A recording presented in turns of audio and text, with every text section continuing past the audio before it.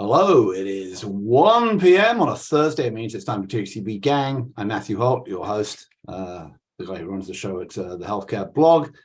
Great lineup today with many of my favorites, and we're going to have some fun, but also dive into some of the issues of healthcare and who knows what else in this week, given it's a week in which, for the first time, federal crimes have been brought against a former US president, and that may have some impact on the rest of the political machinations of the country over the next little bit, as well as a bunch of stuff happening in healthcare as well this weweek. Who have I got today? Ian Morrison, health futurist, Jeff Goldsmith from Health Futures Inc., our two double trouble health futurists. Rosemarie Day, making she's, as she mentioned, a duplicate appointment, but we love having her on from Day Health Strategies. Michael Millenson from Health Quality Advisors, and it's been a while, but Neptune is back from Suntra Modern Recovery, and also the Is It Serious podcast. So there we go. All right, everybody, lovely to see you all. We are, as they say, in sort of unprecedented times. I'm, historically thinking about the last week, how much emphasis there has been on the previous president and the next set of Republican challenges, and no one seems to be talking about what's actually happening in the country at the moment in terms of the current president administration. But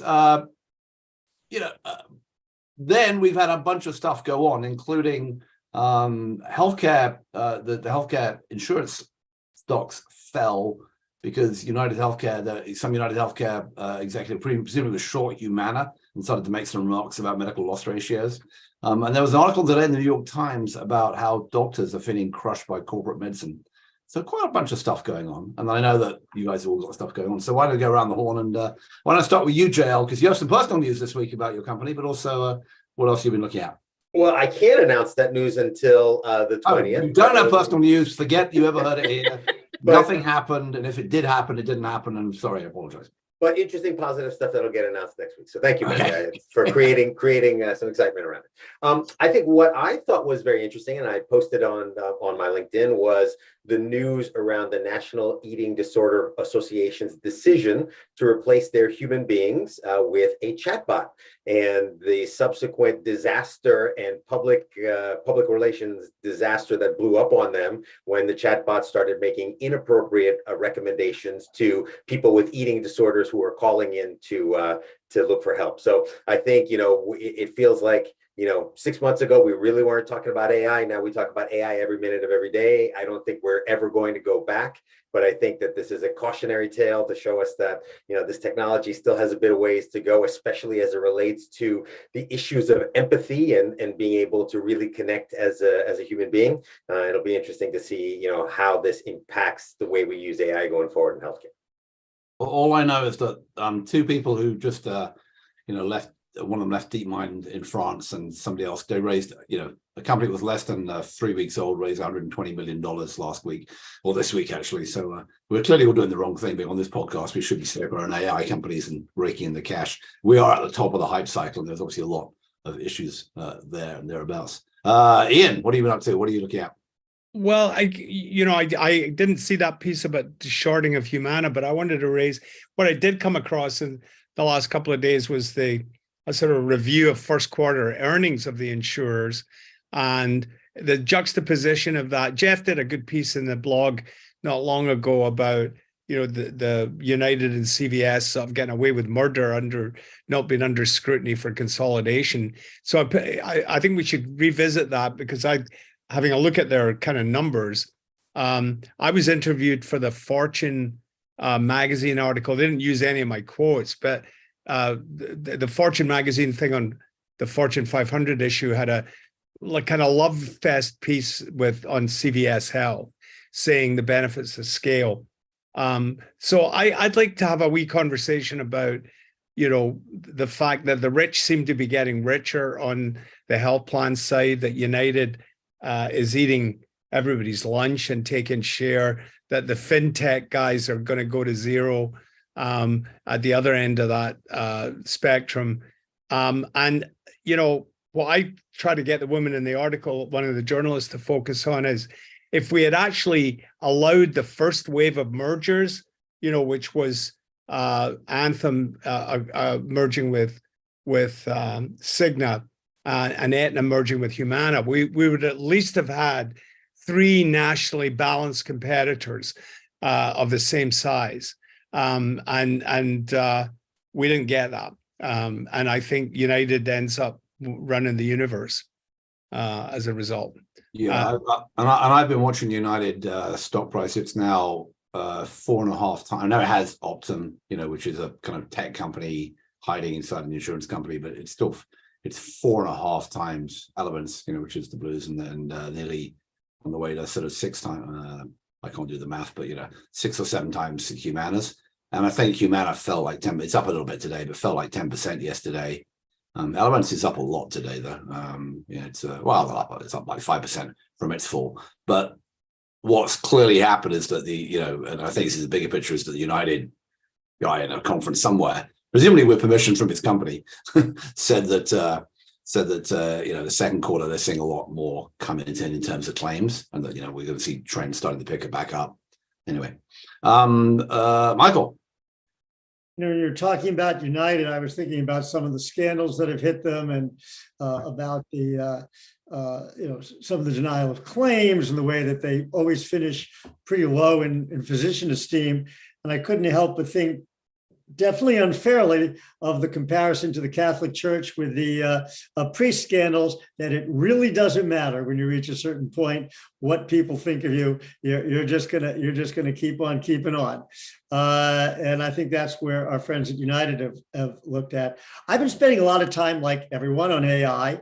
And it's interesting that ChatGPT, when you ask certain health or medical related questions, is much more careful than Bard, which is a little bit more free flowing.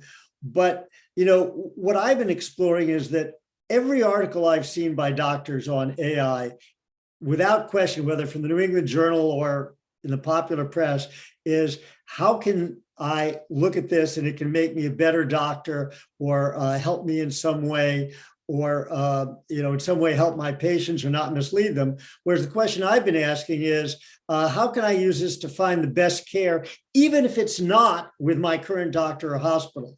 And for some reason, doctors aren't asking that. If you play around enough with Bard, and not so much with ChatGPT, but some, you start to get recommendations for individual doctors or individual institutions. You start to get volume of surgery, or if you really, spend some time, maybe infection rates. And that's pretty interesting, because it's difficult to get that information otherwise, but there's actually no indication that it's accurate, even though it's detailed. And in some cases, it quotes people like the Joint Commission and CMS and the Society for Thoracic Surgeons, who don't put out that data. So it's giving you data that's quoted by real organizations that don't put that out. And sometimes it is accurate. So I think that this has been completely unlooked at by doctors.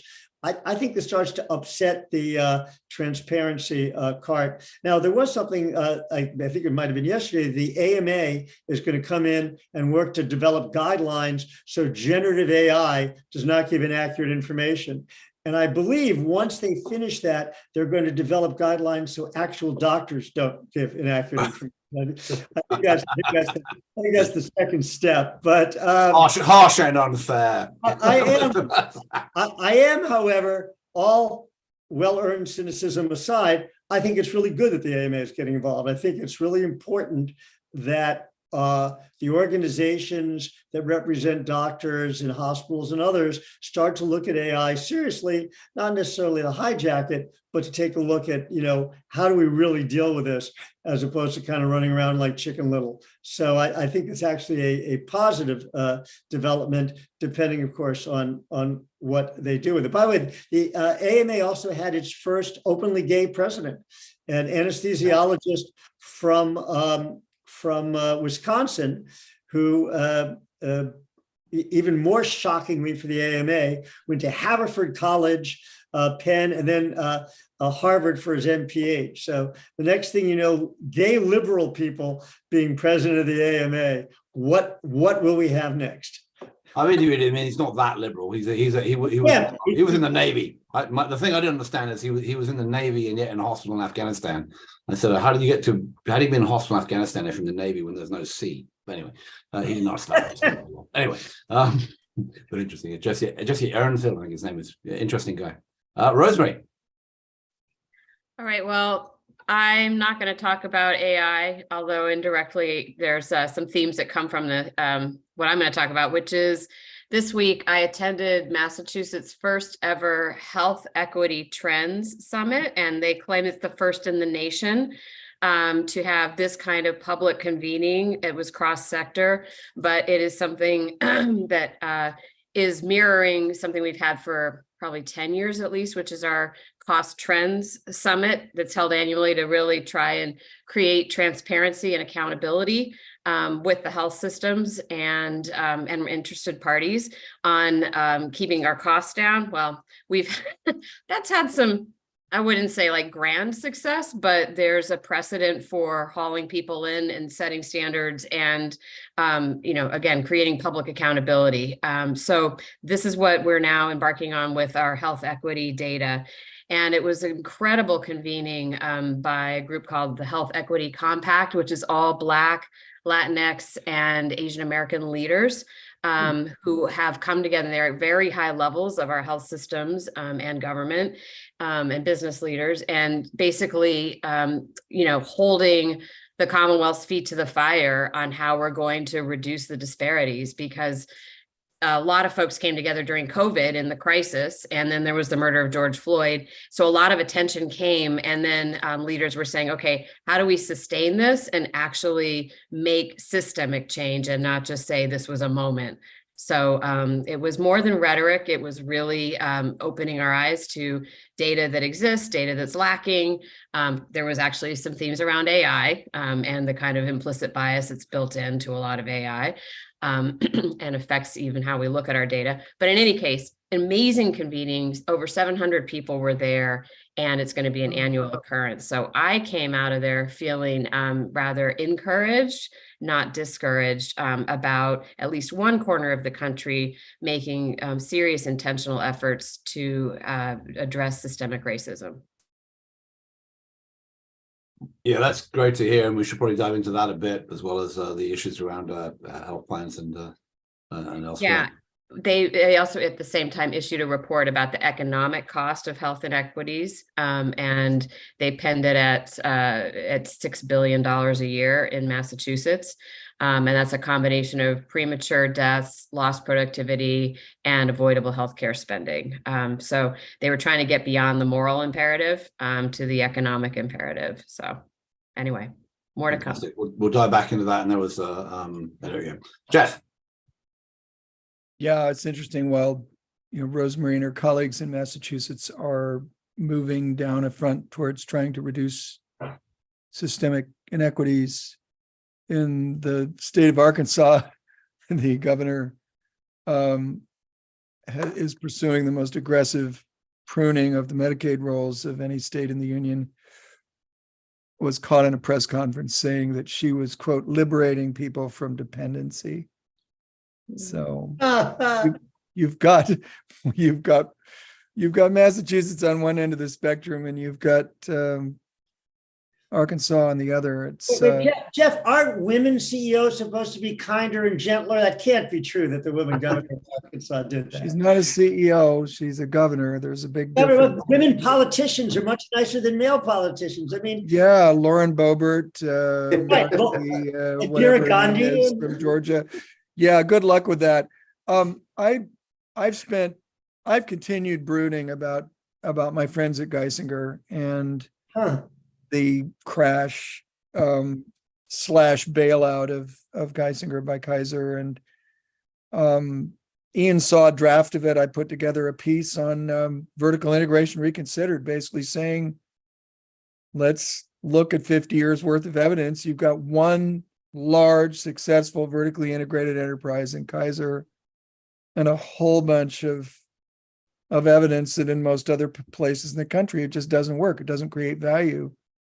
I went back to the origins of this idea in Alfred DuPont Chandler's writing about the American Industrial Revolution, and basically argued medicine is it's not manufacturing. It's not, the value chains in medicine don't work the way they did in manufacturing automobiles. And it's time we stopped using 150-year-old business models to try and organize an incredibly complex enterprise. I sent it to the Harvard Business Review after going 6 for 6 there in 2018 and 2019. I'm 0 for 4 since. So we'll see what happens there.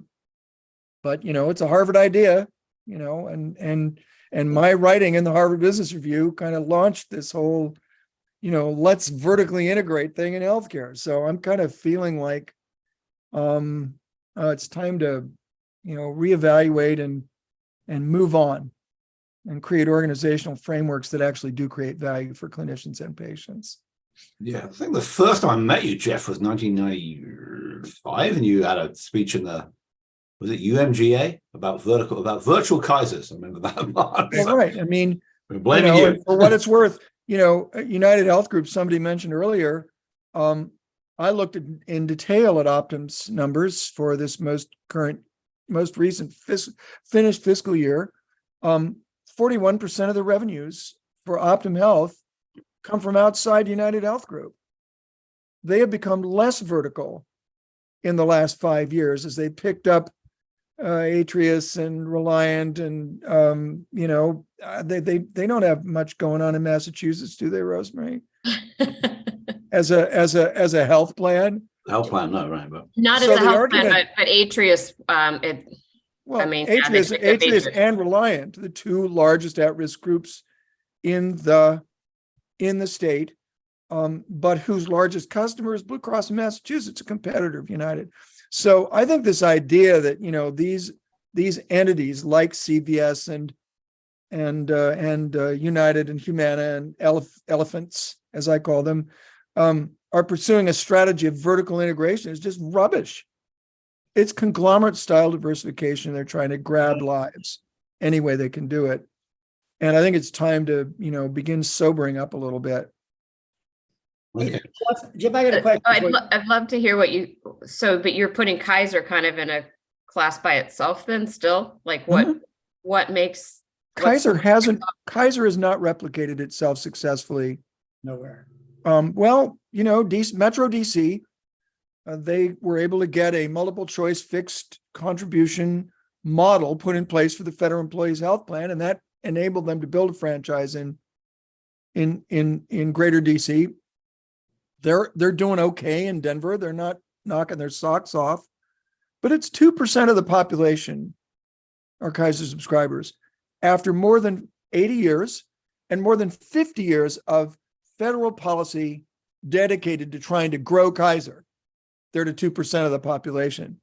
So, my parents were Kaiser subscribers. I know a lot about this health system. 2 of their former CEOs were close friends. It's a serious organization. It's full of serious, hardcore, high-quality clinicians. There's no doubt about it. But to argue that a model that really is 150 years old is somehow a solution to our 21st century health problem, I'm having a lot of trouble with that. But my question was really, why do you think Kaiser has worked and it hasn't been as replicable? I think, I wrote a piece about this that some of you may have read about terroir. And I think there was a unique combination of large scale group practice in their market, of which they were the largest, a unionized, progressive benefits strategy on the part of large employers, public and private sector. That seemed to be the formula.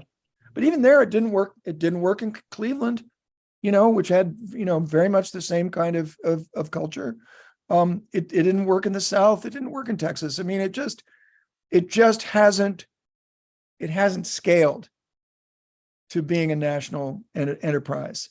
Jeff, do you think? I'm not sure United is a national enterprise. I think United is a conglomerate, and that Optum is a conglomerate inside a conglomerate. They're incredibly disciplined.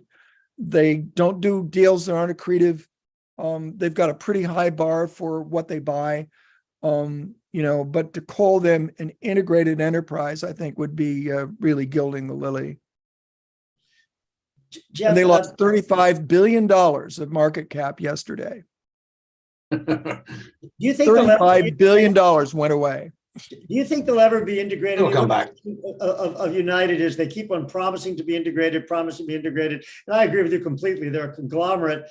I just, I'm wondering, when you talk about Kaiser also owning the hospitals and having a certain culture that became the Kaiser culture, right?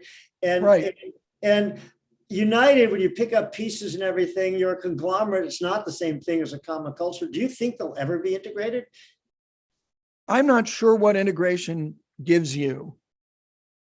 They don't have enough market power, even at $360 billion, It's true. to force all of their subscribers into their own care system. Right. They don't have the ability to have that care system be exclusively United. They would blow up Optum. Right. They shut down their contracts with Blue Shield of California, with Blue Cross in Massachusetts, with some of the other, with Elevance, with the Texas Blue Cross. So they're going to grow where they're able to grow. I don't think they can buy another health plan. I think they pretty much run out of large multi-specialty groups to buy that don't have all that hospital baggage attached to them. They're going to have a great deal of difficulty doing anything more in medical technology, as they attempted to do with Change Healthcare, to kind of corner the market on AI-based claims processing. They're kind of running out of petri dish. But they can still, you wrote the piece, Jeff, about whatever the number was, 15 to 18% of healthcare is already flowing through United and CVS Aetna. You put that against the CMS numbers that just came out saying we're going to have a $7 trillion health system, and 18% of $7 trillion is a big number. I think your analysis is right. It's a separate United and CVS. I'm amazed. CVS is everywhere. I've got 4 or 5 of them here in town. They can't staff their stores. They're dirty. They can't stock them. So they're going to be a huge factor in this business.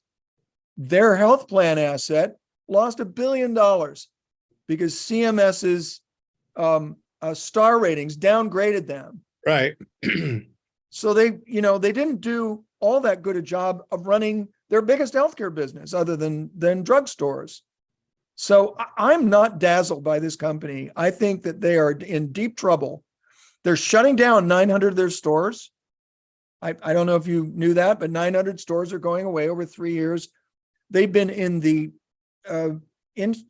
convenient care business for 17 years since the acquisition of Minute Clinic. Do you know what last year's volume of ambulatory visits was? 5.5 million.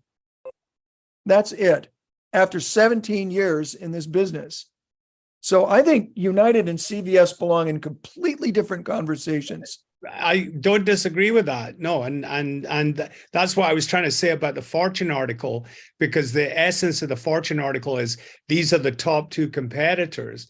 But to your point, there's a grab bag of stuff under CVS, including a big chunk of things where they're just selling Doritos and hairspray, which in United, that's only 25 billion of their 320 billion. Right. No, I get that. It's still a lot of health related stuff, but the mix of businesses is different. My point, basically, what I was trying to raise is we let United dominate as the biggest conglomerate in that health insurance space, and it doesn't have a peer, is what I was trying to drive at. Who's we? Well, society is to blame, as Monty Python. You could argue, if you want to be a conspiracy theorist, you may follow Barbara Duckworth, the medical quack on Twitter, who couldn't be more opposed to United as she tried. And her conspiracy theory is that this is all Andy Slavitt's fault, and that he was sent into CMS to change to change, to put the rules and change, and that once guys got hold of the exchange, all the rest of it, to lose $35 billion in one day suggests to me that they're not invulnerable. No. And there's tremendous event risk in running this company. Michael alluded to scandals. He's probably remembering the Ingenix scandal, where they basically, jiggered the cost numbers to make their business more profitable, and signed a consent decree saying we'll never do it again. Another Ingenix And that company isn't worth, $450 billion anymore. The bigger they get, the more scrutiny they're going to get. And I think the people that run it are serious people. I'm impressed by what they've done. And I don't, I think Andrew Whitty is a substantive person, the person that's trying to run the company from England. He's a good guy from everything I can tell. Wayne Decker is a good guy, the guy that runs Optum Health. These are not corrupt individuals. They're hardcore, serious folks. And the issue, that I raised in my United piece last year is, what business are they in? And exactly how are they creating value for all of us?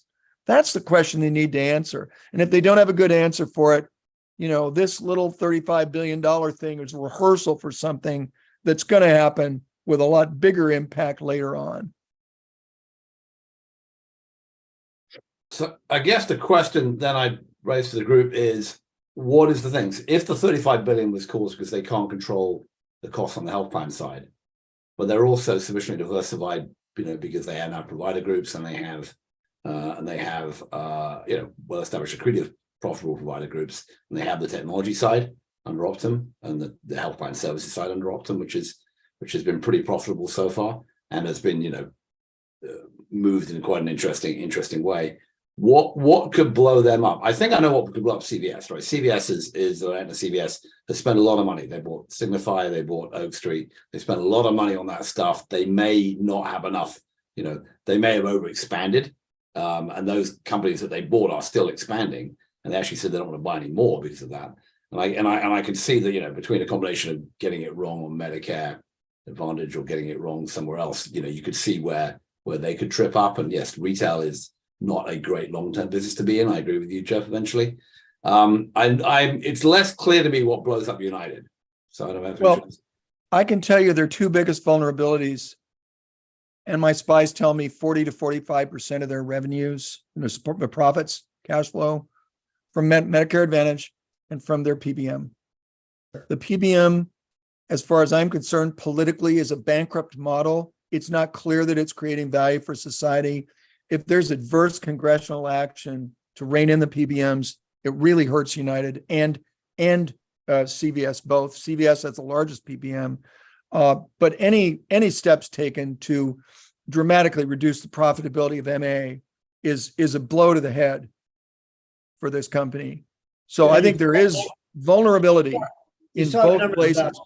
$75 billion extra paying. I mean, MA has been, I remember when MA first started, a guy coming, from Florida and basically telling people it's a license to make money. And, as they get to where they are, and I know you had a good experience with them, they're going to get more scrutiny. I had an experience with a PBM for CVS. My wife needed a specialty drug. They cover the specialty drug. They do not cover the generic, and you can't get, the generic through them. And, it's the kind of thing where it's clear that they cover the specialty and not the generic because they're making money off of that, right? Right. But it's absolutely not, what you would expect from a market-driven kind of place. And, it's going to cause a backlash in the policy realm. But remember what juiced the PBM business model was George Bush's Medicare Part D. Sure. Right, Because exactly. it was viewed by the Republicans as an alternative to a Medicare formulary. Right. A Medicare formulary fundamentally damages this business model. And, I don't know how many more nasty studies it's going to take before people they're looking at the pharmaceutical supply chain and saying, why the hell why are we juicing the price of drugs by distributing them in this way? It makes no sense. Right. All right. Lastly, I want to switch. Great chat on that. There's a lot more to go, obviously, as to how that plays out. I want to switch to Rosemarie's piece about health equity and talk a bit about that this week. Particularly, there was like a really distressing story this week about Tori Bowie, who was Bowie, who was a sprinter, won a gold medal, who was yet another African American woman who died in out of lack of prenatal. It looks like I have a prenatal care. It's not clear exactly what happened, but was 8 months pregnant when this happened. And we know that there are particular aspects of care where the outcomes are just so much worse. So Black female, neonatal mortality is one huge one. Maternal mortality is a huge one, but there are obviously many, many others. I mean, and I think just to bring AI into this for a second, I'm consulting with a teeny company which is claiming, and hopefully it's right, it's early days, they're looking at chronic kidney disease, and they're finding lack of diagnosis, undiagnosed chronic kidney disease using AI. And as you might guess, a lot of the undiagnosed people, the people that should have been diagnosed sooner or could be diagnosed sooner if you get it right, are minorities, particularly African Americans. So, I can see that there may be some hope in using technology to do some of this stuff. But Rosemarie, I'd love to hear a bit more about what some of the themes were coming out of the meeting you were at, because we touch on this topic now and again, and everyone says, plays, oh, there's systemic racism and there's problems in the system, but and Ian, obviously you have your role at Martin Luther King. So it's something that I don't think that the mainstream healthcare system really knows what to do about. So I'd love to hear what solutions were coming out of the meeting. So first of all, I think there was a symbolic aspect of saying, okay, a bunch of organizations created DEI, officers, and in a healthcare organization, that's going to then link over to the health equity agenda. But, you do that, you check a box, and if they're siloed and they're not given resources, then frankly, nothing's really going to happen. So this was really showcasing leaders who aren't not only DEI designees in their organization at a high level, but the CEOs, like which frankly is a hugely more diverse array. When I came to Massachusetts 35 years ago, it was a lot of white Irish Catholic folks running things, just to be totally blunt.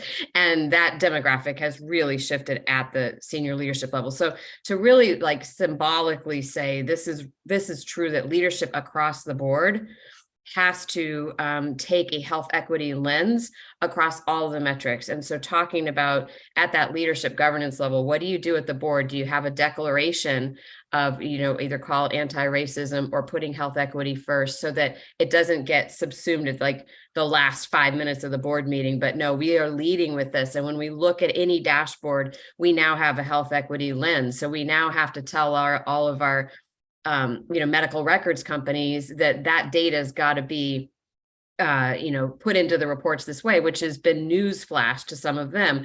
And so it's starting at the top, not siloing it, and making this kind of universal in terms of leadership message, and then the data for the accountability. Now you get down to the ground level and people say, well, we have to do intake differently. We have to be able to categorize people. We have to do all that. Okay. So there's a whole bunch of on the ground stuff and then everything in between. But I loved that the head of Mass General Brigham was saying, okay, I'm going to get very specific. We're going to pick diabetes. We're going to pick certain things, of course, maternal mortality, that gets a lot of coverage, but things that may not be so glamorous, but we're going to measure in each of the relevant clinics, what the outcomes are and how and again, taking a health equity lens. So there are measurable statistics we can be looking at if we're doing the right prevention and if we are doing the right treatments. Another huge awareness point was pain management or lack thereof, and not taking, particularly for Black Americans, not taking their pain seriously. And it has to be that it's not just a Black clinician who recognizes this as a problem. So building awareness, building more training around implicit bias. There were lots and lots of, so there were so many strategic and tactical level strategies, being shared. And I was very encouraged by how much of a commitment there is to keep on tackling this through what, when I'm advising organizations on just generally trying to make change happen, this is checking all the boxes, starting at the top, board and C-suite, and moving through, goal setting and accountability measures and all the things.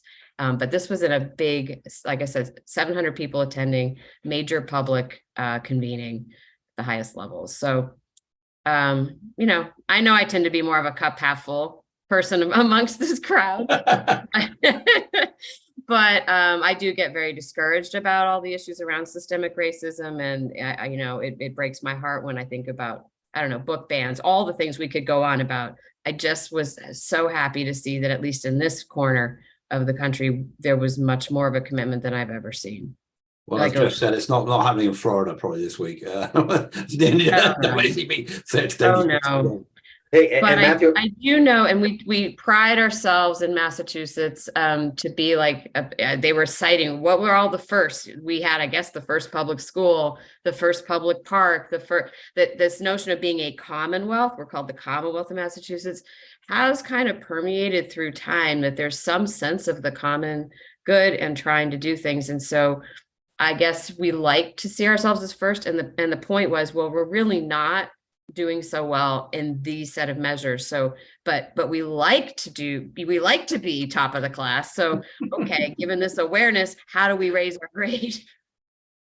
and Matthew, I can comment on that. So I'm wearing right now my swag here. So I'm on the board of Live On NY. So Live On NY is the organ procurement organization for the New York metro area, and is involved with, transplantation of all the different types of organs. And obviously, diversity, equity, and inclusion is a huge issue, right? Are certain groups being prevented from getting transplantable organs, and that's a huge issue that we talk about on the board level. And I think the current CEO is a guy named Lenny Aitchan. He had a long career at Mount Sinai before moving over to Live On NY. Lenny has really focused on being transparent around data and using information and using the data, breaking it down from a demographic standpoint, from a geographic standpoint, so that you can really bubble it up and see, like, are there discrepancies? And if there are discrepancies, what is the explanation for that? And how do we address that? And actually, one of the big issues that the board is dealing with now is sort of this problem that we observe with kidney transplantation, where there are many people who are waiting on a list to get a kidney, who essentially get denied multiple times. And we often see relatively viable kidneys not being transplanted. And there are a whole bunch of different reasons for that. But I think what Lenny's doing and the board is doing at a really good level is revealing that data and then forcing a discussion around why are these things happening. And at the end of the day, Rosemarie made the argument of like social justice versus economic imperatives. I think social justice resonates with a certain group of people and totally misses with another group. I think the economic imperatives, are much more profound, much more likely to cut across barriers. And I think that's, what we have to do is focus on the data, ask ourselves, why do these discrepancies exist, and explain, like, these discrepancies have all kinds of first, second order costs associated with them that we have to address if we want to get to where we want to be as a health system.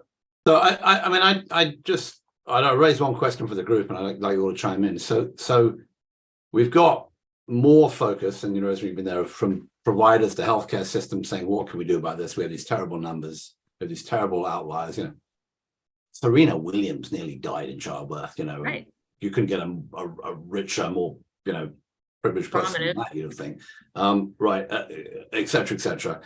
Then you've got, as Jeff raised, okay, great, but who are we kicking off the Medicaid rolls? I wonder what color most of those people look like, Right. And then the last part is that we all know this is the healthcare impact of inequality and racism and all the stuff that has been buried in the world since forever, and certainly in the US since forever, 1619 onwards. It is rooted in a bunch of other stuff we don't talk about, including, the redlining issue of wealth, education, access to housing. You go down the list, none of which are really healthcare specific things. So, and we, as JL said, there's a bunch of people who just don't care about this issue and, are prepared to vote the other way. What do you think healthcare? I mean, I guess my question is, healthcare is doing something. Is it doing enough? And what more could it do? And if it did all it could do, would it make much difference? Well, I'll just add on to what Jean-Luc was saying, because I think, a couple other points that came out is it's not just what's happening in the healthcare system per se, but where are you in the whole ecosystem? And if you're in charge of clinical trials, who are you recruiting? And even to this day, it's like, well, it's not the most diverse array. So when you get your results, they're not necessarily going to work, even across gender. versus even race and stuff like that. So it's like everyone who's got some kind of role needs to take this health equity lens and re-examine things that had maybe just been implicit. Oh, it's the way we've always done it, and and so it's a time to rethink. So I can like cry every day about people who are maybe not going to vote the way that I wish some people would vote. But I think what's interesting is to examine folks who in this corner of the world, would kind of consider themselves liberal and progressively minded and trying to do the right thing. And like, well, okay, but let's actually make sure that you are, and let's look at the data and drill down and not just get complacent. And I think that's been a bit of a wake up call. So I would just note that there's work to be done across the political spectrum. Well, it's worth tossing in here that the state of California brought the maternal mortality rate for Black folks down by 2/3 in a matter of a couple of years by dramatically altering the way they interacted with pregnant women. 2/3. I mean, it was amenable to intervention, to a risk-based approach to managing care, to really aggressive continuity of care, so that people and problems that cropped up did not fall between the cracks. So there's a great example of how amenable some of these disputes of outcome are to thoughtful community-wide intervention. I mean, this is doable. This isn't like boiling the ocean. It's doable. And huge gains in people's well-being and in social equity as a result. So I'm really optimistic. I guess I wish there was something we could do as a country. I mean, maybe the country is just too big, too diverse, too fractured, too distracted to actually focus on risk. But that's what it took. Well, but I'm encouraged by this conversation because I think, between the examples you all gave, lays out the pathway. The first is, as Rosemarie said, at least there's a convening and recognition by stakeholders and beginning to confront the brutal facts and the measurement using data, as Jean-Luc said.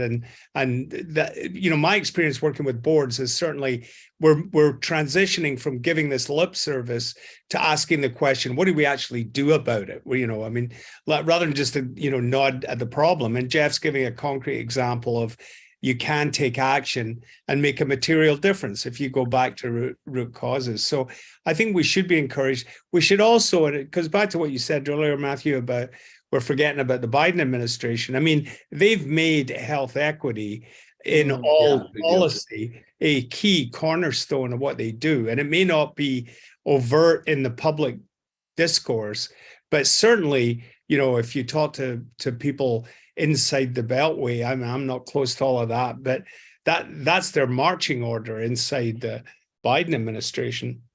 So, I think there is cause for encouragement, but I just got to say, as somebody sits on a board of a safety net institution, the rubber hits the road in terms of the resources attached to poor people, right?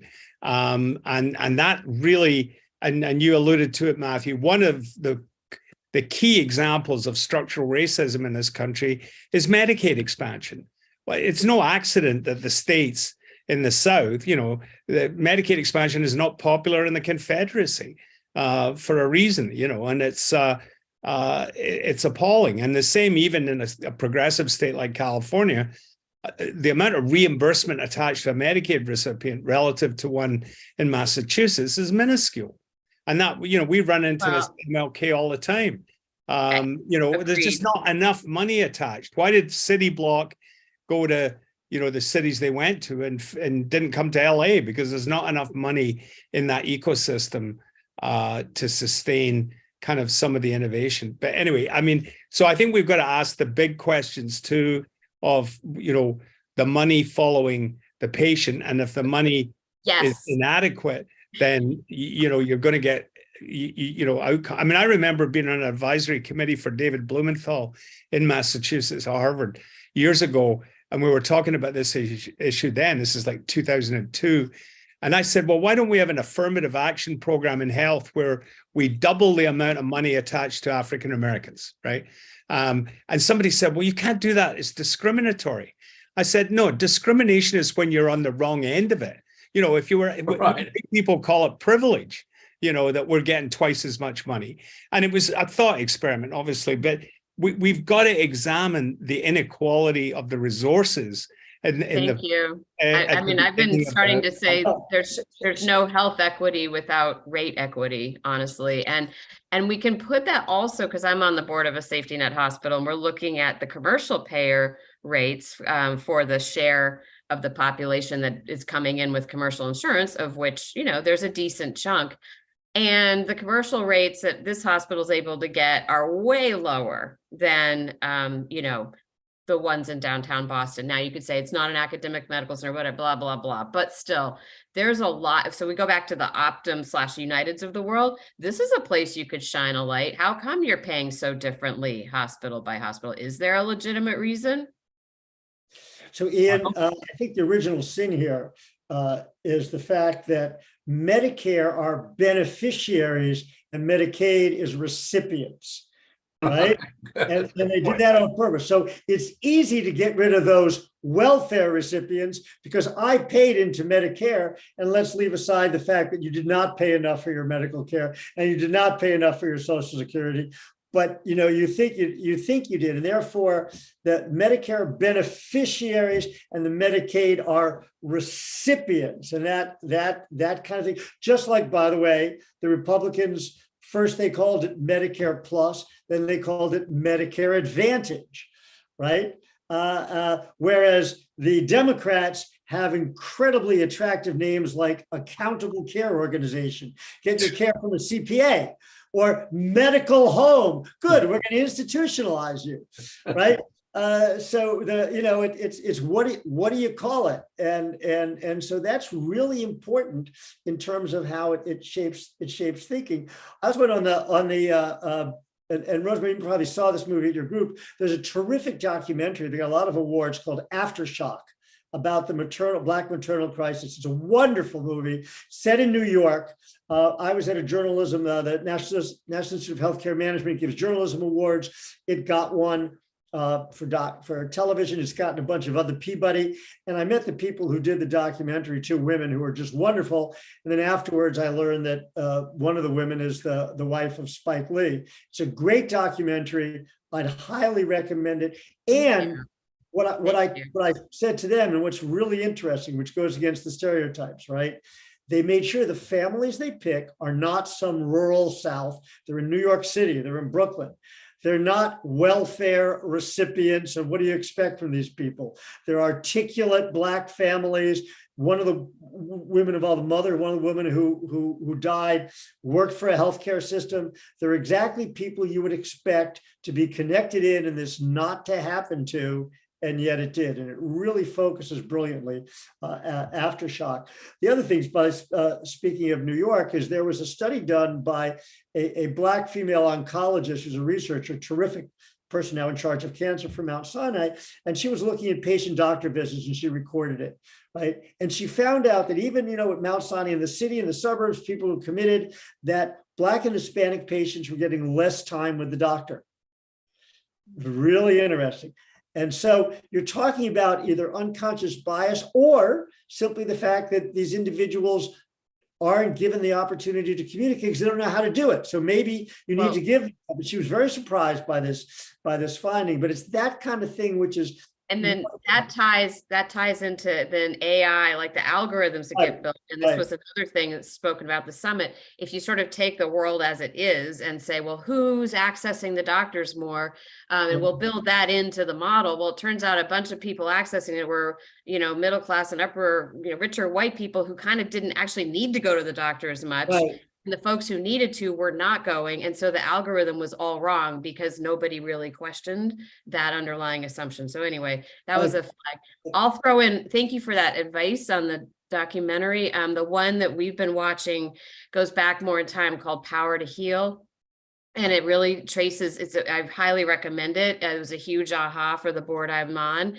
It's more about black-white issues, but it was shows how they use the Medicare program to desegregate the hospitals in the South. And it was really that an was amazing right? story that doesn't, we talk about Brown versus Board of Education all the time, but No, this I was remember a this. similar thing in Well, healthcare, and I- more but people you need to know- know about it. And that's something, for what it's worth, that Lyndon Johnson didn't get anywhere near enough credit for, is that it's a miracle that Medicare and Medicaid passed at all, given the huge Dixiecrat component of his majority, and the fact that it was clear that Medicare was going to force Southern hospitals to desegregate. You look at the structure of Medicaid and the variation in the state match from, 70 or 75% federal to 50% or less in the Northeast. They had to bribe those Dixiecrats to get Medicaid in at all. And to me, it was a miracle.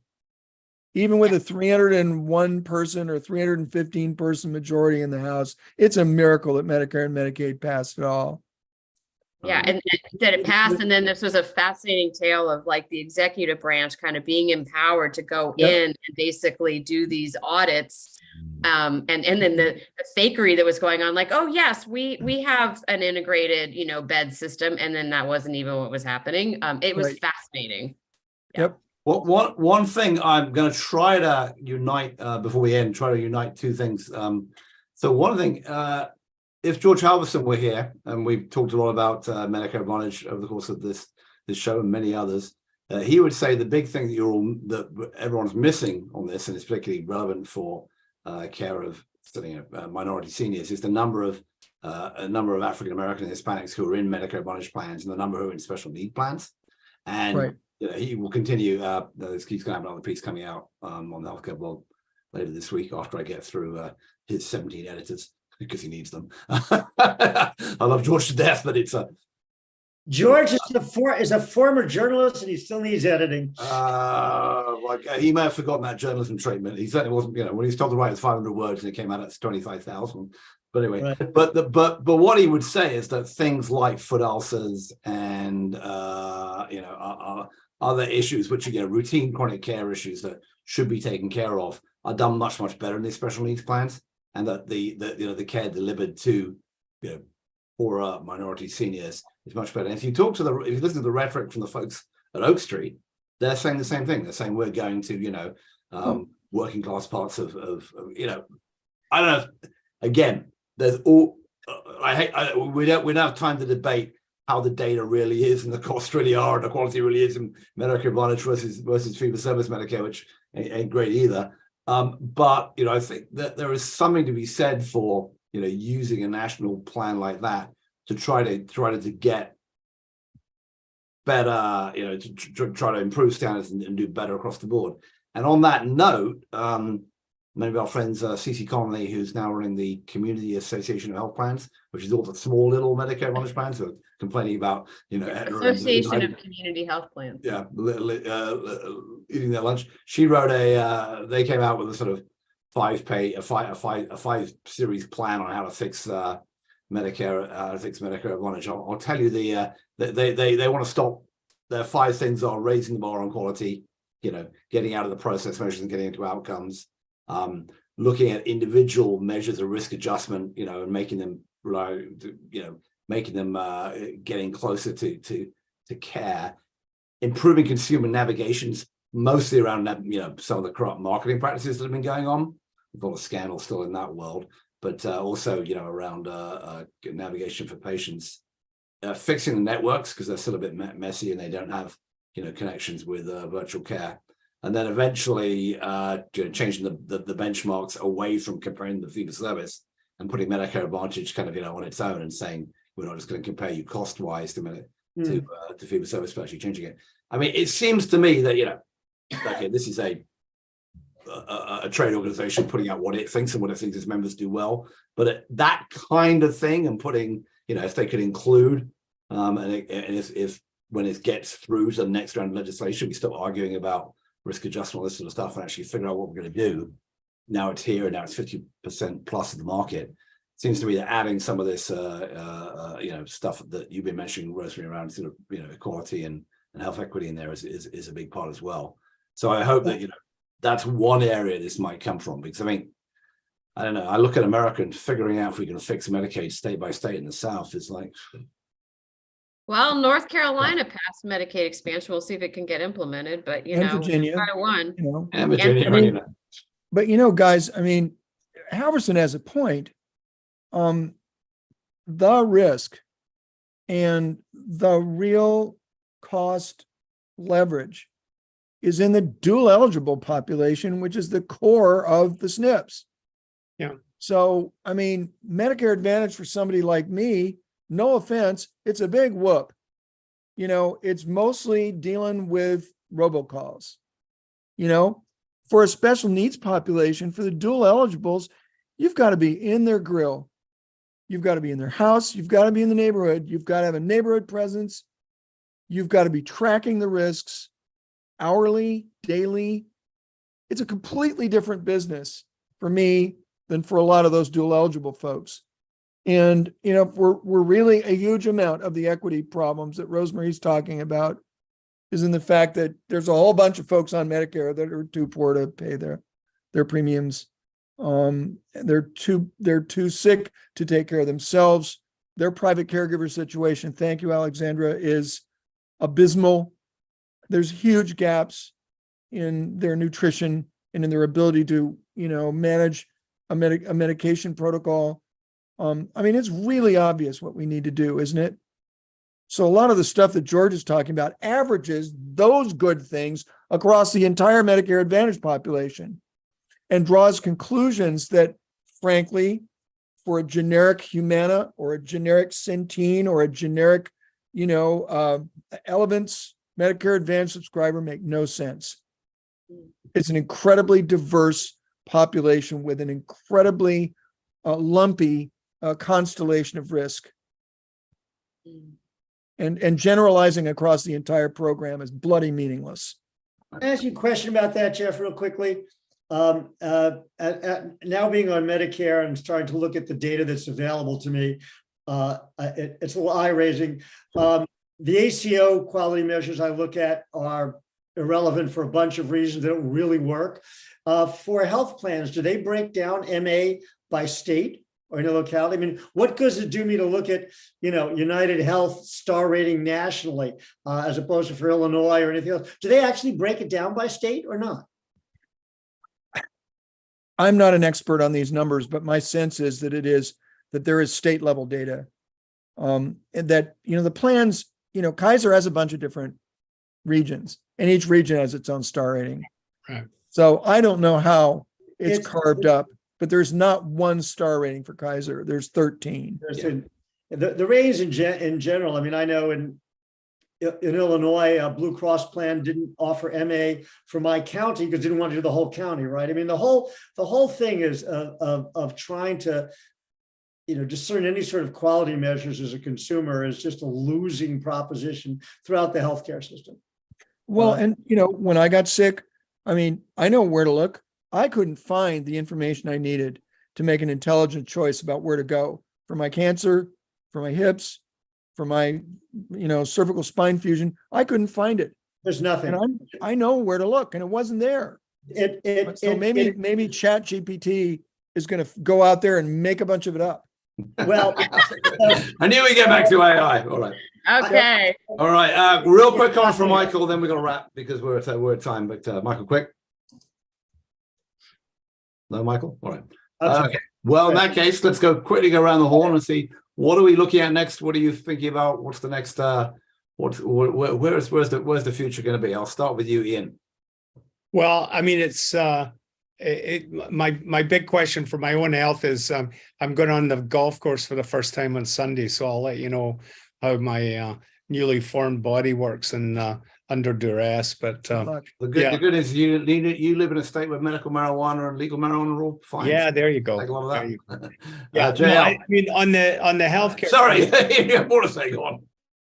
but I do think this conversation we're having about inequity is one that we need to continue to have. I think it's going to be part of the big dialogue going up through the election. Absolutely. Well, thanks for bringing it up, Rosemarie. JL. Here in my home state, the New York State Senate passed 2 bills outlawing non-competes, which I think is a huge issue in our economy, and is a good thing for workers, and is a good thing for innovation, and is a good thing in so many different ways. And I know that the Biden administration at the federal level is pushing on this as well. But clearly non-competes work in California. They should work in New York, and hopefully work in all 50 states at some point. Right now, Cigna is suing one of its executives who ran the Express Scripts thing, who went over to CBS talking about conglomerates over that, and asking her to pay her $1.9 million in stock options back as well. Jeff. Well, my next writing project is about moral hazard. And the idea that, since the 1960s with Kenneth Arrow, he completely transfixed. He basically set the health policy agenda for the next 60 years. We can't trust doctors to do anything other than line their pockets. We can't trust patients, but to demand care that is not unnecessary. And we've built trillion-dollar enterprises to prevent people from, under the premise that we're all corrupt, that both the doctor and the patient are incapable of restraining themselves from draining the society's coffers. So I'm really exercised about this. I think it's sort of the original sin of health policy, is adopting these 2 core demeaning principles as the basis for health policy. And there's a book here. I don't know if it's worth my time to write it, but there's certainly an article or 2. And I'm going to get busy on Kenneth Arrow. That's fantastic. Michael has time to write a book now, so you can join in with you. Maybe you can get United Healthcare to fund you to talk about how people aren't greedy. Oh, yikes. All right, Michael, you're on next.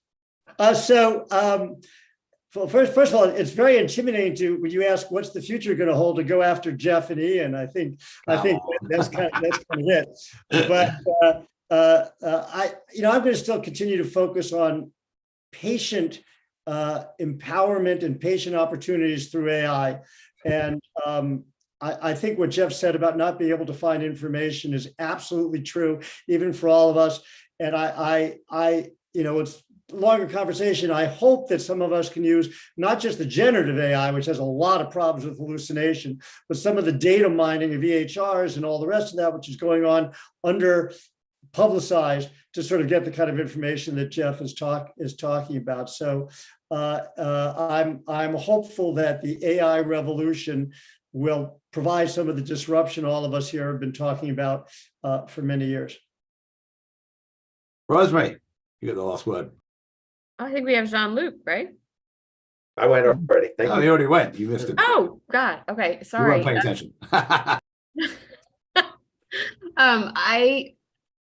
I'll go with, I think a point that was made earlier about, I think it was probably you, Jeff, saying about averages and that being problematic from your individual perspective and how but I think systemically, that was a big theme that came through around health equity, how much information is really lost when we just grasp an average number. And so just, I feel like I need to continue being vigilant to not, to be parsing data and looking at it, across with this health equity lens, and the averages really mask a lot of the inequity. So I'll leave with that. All right. Wonderful. So I really thank everyone for their time today. You have been listening to on THCB Gang. Ian Morrison from the 6 blocks away from Stanford University, where he gets all his medical treatment, onto the golf course. Jeff Goldsmith from the hills of rural Virginia. Rosemarie Day from the gritty urban parts of Massachusetts that we're not quite sure where you are, Rosemarie, somewhere you in there. Michael Millenson from the now it's springtime. So is it get boiling hot yet in Chicago? I don't know, Michael, but in Chicago, where it soon will be, it used to be freezing, will be boiling maybe in the middle right now. And JL Neptune from the island of Manhattan. This has been Matthew Holt from in Marin County, California, saying that was THCB Gang for today, June 15th, 2023. Please join us same time, same place next week. And whether you've been watching it live or watching the video later or listening on the podcast, thanks for listening to us, and we'd love to hear your comments. And again, we'll see you all next week. So bye for now.